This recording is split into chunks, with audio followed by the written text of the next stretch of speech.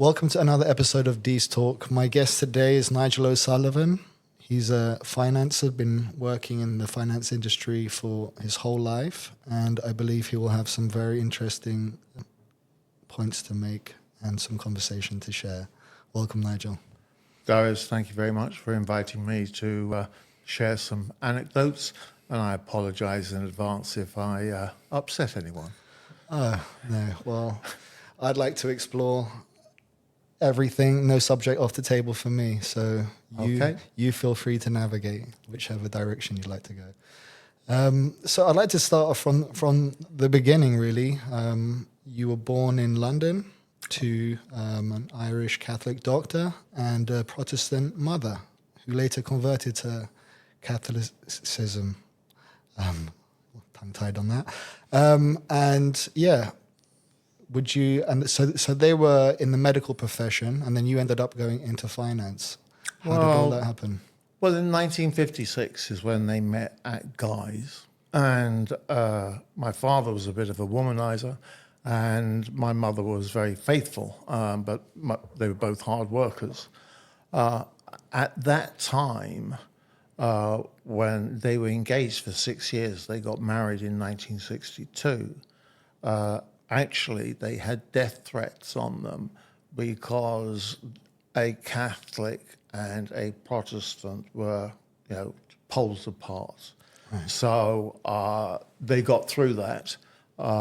They had to have protection for a while, but then my mother converted to Catholicism and is probably more devout Catholic, and they've celebrated their 62nd wedding anniversary, actually, just in September this year. Wow, it's hard to imagine that two people from Christian faith could have faced such.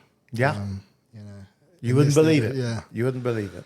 So they made it through. And then how did you get so interested in finance or get into that world? Well, when you live in a doctor's family and a house and you're young and the phone rings all the time, right, that it's always people with problems, never people that, preventative medicine wasn't really around then. So It was typically, I wasn't allowed to do three things, which was I was never allowed a bicycle because we had a driveway. My father was afraid that a car would come and smash us.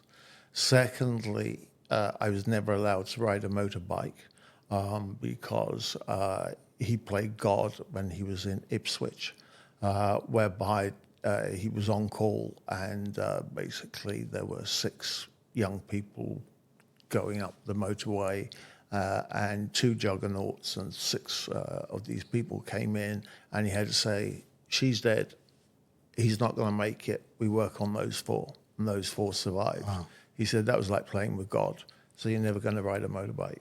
So those are the only 3 restrictions. So it was no bike, no motorbike, and no motorbike, no motorcycle, and what was the third one?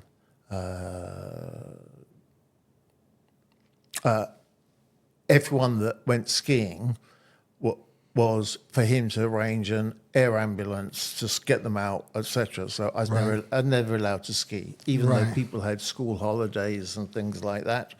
Well, it makes sense. A lot of people do have a lot of very serious accidents from skiing. I mean, I always think of Michael Schumacher, who spent his whole life driving Formula One. It was okay, and then he had a ski accident and seriously damaged himself. So makes sense. Are your parents still around today? They are, fortunately, but growing old is something I'm doing some research on because it's actually quite expensive.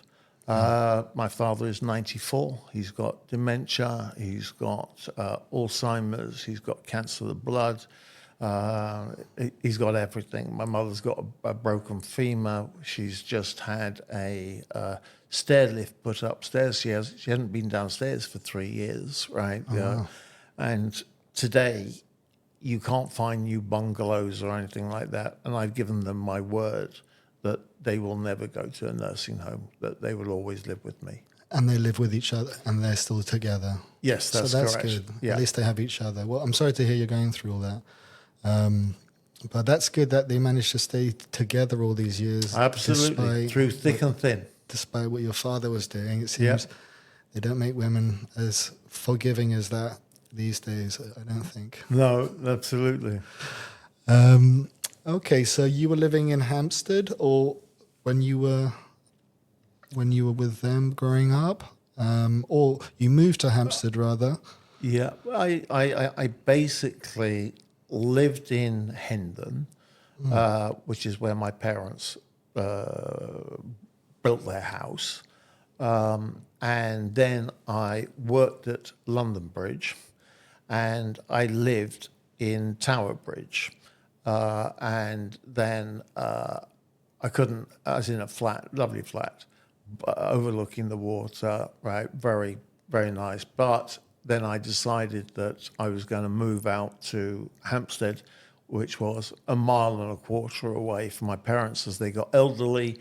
We get phone calls at 2, 3 o'clock in the morning, right, whereby they've got accidents, and I dread the phone going, right. That there's going to be something bad, even though we've got carers and cameras, etc., all over the house. So that was the reason for moving to Hampstead, and that was in 2007, so they're still going strong. So many years later, yeah. Well, thank God for that they're still okay, and it does make sense.